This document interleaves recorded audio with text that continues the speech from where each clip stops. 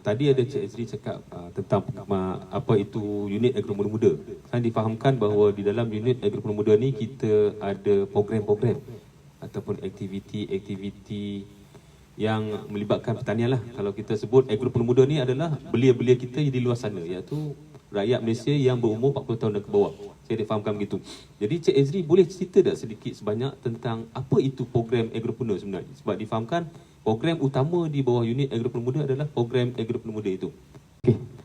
Program agropreneur muda sebenarnya dilancarkan di bawah rancangan Malaysia yang ke-11 seperti yang saya maklumkan tadi untuk golongan muda berumur 18 hingga 40 tahun. Jadi program ini bertujuan untuk membantu dan menggalakkan penglibatan golongan muda terutamanya dalam sebagai pemacu dalam sektor agro makanan negara. Kita melibatkan semua rantaian nilai iaitu dalam sektor tanaman, dalam sektor perikanan, dalam sektor ternakan dan juga dalam sektor industri makanan. Dan juga selain pada itu kita juga menyediakan bantuan-bantuan dari segi input pertanian dan sebagainya, dan juga dari segi pemasaran dan juga agro pelancongan. Jadi untuk makluman semua, program agropreneur muda ni dia melibatkan 3 komponen utama. Yang pertama adalah dari segi grant agropreneur muda yang kita beri dalam bentuk in-kind ataupun bentuk barangan sehingga RM20,000.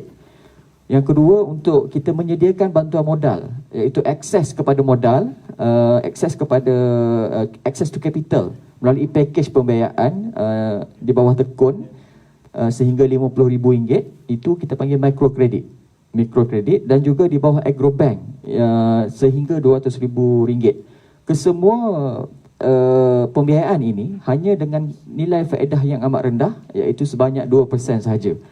Dalam masa yang sama, kita juga menyediakan kursus jangka masa pendek dan juga khidmat nasihat teknikal. Ini kita jalankan sepanjang tahun. Sebagai contoh, untuk tahun 2020, kita ada rancang untuk menyediakan 157 kursus, tapi pada masa ini kerana disebabkan PKP dan sebagainya, jadi kita terpaksa ubah cara kita untuk kursus dan sebagainya. Kita gunakan cara seperti inilah, secara online, webinar dan sebagainya. Jadi saya harap semua di luar sana sekiranya ingin, sebab kita dalam untuk memohon grant agropreneur muda ni, kita minta supaya semua datang kursus kita, kursus kita yang diadakan bukan saja di MOA, tapi juga kursus-kursus yang dijalankan oleh jabatan dan agensi kita. Jadi itu antara yang saya boleh ceritakan berkenaan dengan program agropreneur muda yang ada 3 komponen utama. Jadi yang saya boleh ceritakan lagi untuk 2020 ni, kita ada pelbagai program-program yang kita sediakan, tapi saya ingat setakat itu saja dulu. Selepas ni kita sambung lagi. Doktor, saya nak bertanya sedikit berkaitan dengan kemungkinan belia-belia kita yang berada di luar ni ingin tahu lebih jelas lagi berkaitan dengan apa itu sebenarnya grant agropreneur muda. Sebab bila kita tengok dalam website, kadang-kadang dalam TV, ada menceritakan tentang insentif ataupun bantuan daripada kementerian. Salah satunya adalah daripada bawah unit agropreneur muda, Kementerian Pertanian dan Industri Makanan. Jadi boleh tak doktor ceritakan sedikit ataupun lebih jelas lagi tentang apa itu grant agropreneur muda sebenarnya? Okey, grant agropreneur muda ini sebenarnya adalah merupakan satu bantuan dalam berbentuk barangan, in-kind contribution, yang diberikan oleh pihak Kementerian Pertanian dan Industri Makanan, khususnya untuk membantu usahawan-usahawan muda atau golongan-golongan muda, mereka yang berminat untuk berkecimpung dalam bidang pertanian. Sama ada mereka baru hendak memulakan projek ataupun sudah memulakan projek dan sedang menjalankan projek. Bermaksud grant ini juga adalah untuk tujuan permulaan dan juga pengembangan. Jadi, siapakah yang layak untuk memohon bantuan ini? Bantuan grant ini terbuka secara kepada semua orang, rakyat Malaysia yang warga negara Malaysia berumur 18 hingga 40 tahun, boleh membaca, mengira dan menulis tanpa perlu mengambil kira kelulusan. Bermaksud kalau tidak layak, tidak habis SPM pun tak ada masalah, boleh mohon. Yang penting tahu membaca, mengira dan menulis. telah pergi dan menghadiri kursus-kursus teknikal yang dijalankan oleh Jabatan Agensi, dan mereka juga diberi keutamaan kepada, kami juga memberi keutamaan kepada individu yang mempunyai tanah atau permis yang sedia ada untuk dilaksanakan projek.